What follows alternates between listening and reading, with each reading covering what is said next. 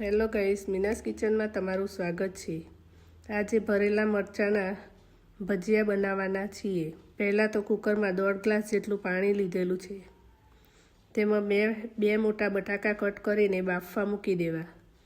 પછી કુકર બંધ કરીને બાફવા મૂકી દેવું। બટાકા બફાય ત્યાં સુધીમાં બેસનમાં મસાલો કરી લઈએ। હળદર, લાલ મરચું, ધાણા જીરું, મીઠું એડ કરી આ રીતે બેટર બનાવી લેવું। થિકનેસ આ પ્રમાણે રાખવી। ત્યાર પછી મરચાંને આ રીતે કટ કરી લેવા। બટાકા બફાઈ ગયા છે। બટાકા છોલીને આ રીતે મેસરની મદદથી મેશ કરી લેવા।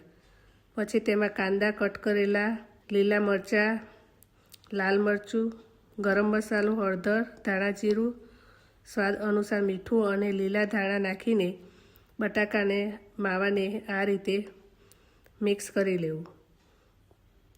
પછી મરચાંમાં આ રીતે ભરી લેવું।